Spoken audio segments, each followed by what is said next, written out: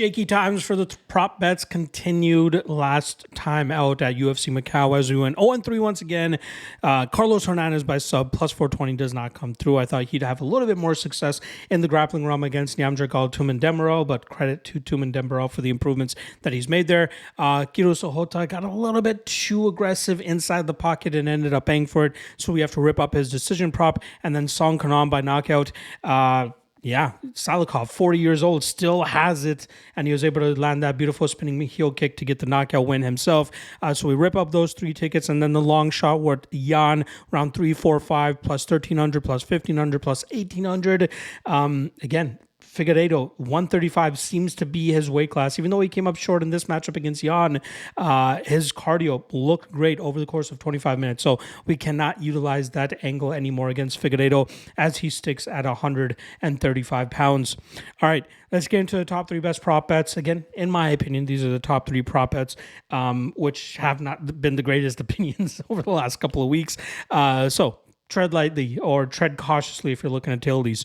Let's get right into it. First best prop bet up that I'm going to drop for you guys is going to be Chase Hooper submission round 1 plus 260. Now, the last time, or more often than not, whenever Clay Guida faces a submission specialist, especially with as much aggressiveness as we've seen from Hooper in recent fights, he normally comes up short and ends up getting finished in the first round, just like he did against Jim Miller and just like he did against Charles Oliveira. And I'm expecting that to happen once again here as Hooper really puts a pressure on Guida from jump. There is not much of a striking threat from the Guida side either. It's more so just energy, movement, and output. But I think Hooper can really cut through that, slice through that with the aggressiveness, just as we saw him do against Vyacheslav Borshev last time around. And I think that will lead to a club and sub victory for him. Plus 260, take my money. Second one is going to be Themba Gorimbo by knockout at plus 500. Now, this is more of a narrative-based prop bet that I'm taking, and I think the line on it is good enough to take the risk here. Vicente Luque looked absolutely dog shit against Joaquin Buckley earlier this year, and I think a lot of that had to do with some of the repercussions that he's been dealing with since that brain bleed that he had after the matchup against Jeff Neal a couple years back. People kind of forgot about it after he had that performance against Rafael Dos Anjos. That was a matchup where he was the bigger fighter and able to control where that fight took place. But fighting other welterweights now, I think he's struggling to really get to his game, and I think he crumbles or does not like the power coming back his way whenever guys are throwing it. Again, this is a very early stage narrative that I'm taking a shot on, but I think that Gorimbo, if he really wants to make a name for himself, he's going to try to go away a little bit from that grapple-heavy approach that's been so boring and, not really winning many fans over, but to try to do it against a guy I believe is compromised in Vicente Luque. I think Gorimbo, if he lets his hands go here and tries to land that power, it will be successful for him, as I don't think Luque really enjoys being hit as much as he used to do when he would create chaos and war like he used to. So I'm going to go with the angle that Gorimbo can take advantage of a depleted and diminished version of Vicente Luque and for him to win this fight by knockout at plus 500. The third best prop bet I'm going to go with is Dominic Reyes to win by decision at plus 330 as he goes up against veteran Anthony Smith. Now, last time around, Reyes went up against a very aggressive Dustin Jacoby, and he was able to land a perfect counter to put him away.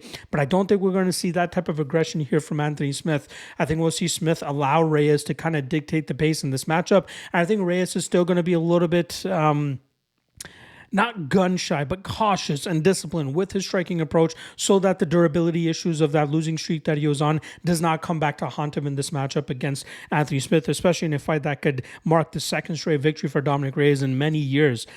So I'm going to say Reyes puts on a classic Reyes performance, goes out there, touches up Smith, who's usually kind of hard to put away.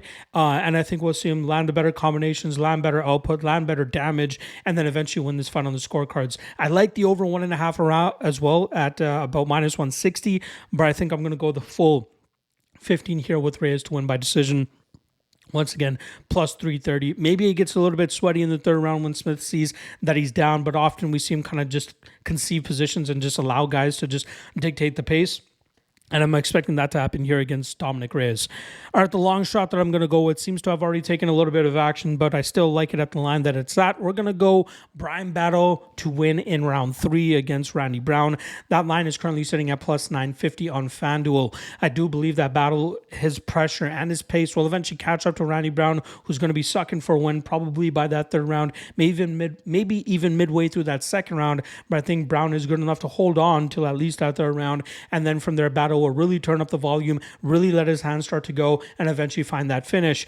Brown could have some success in the clinch with his own knees and elbows, which could deter Battle a little bit early, but as long as Battle stays on that gas, stays on that pressure, just as we've seen him do in recent fights, he should be able to break Randy Brown and eventually crowd him enough to lead to that stoppage. I'm hoping it goes all the way to the third round. If you're feeling a little bit of caution regarding this, maybe thinking that Brown doesn't make it to the third round, taking a little bit of a sprinkle on the second round is not a bad idea either. I think that currently sits around plus 650 or plus 700, but I'm hoping that this reaches the third frame, and from there, Battle ends up turning up the volume and getting the finish. So there you guys go. 3 best prop bets and a long shot for UFC 310. The last UFC event of the year next week, going down at UFC Tampa, headlined by Joaquin Buckley and Colby Covington. Can't wait to break it down for you guys. I'll see you guys on Monday for the UFC Tampa breakdown. See you guys then. Good luck on all your action this weekend, folks. See you guys then. Peace.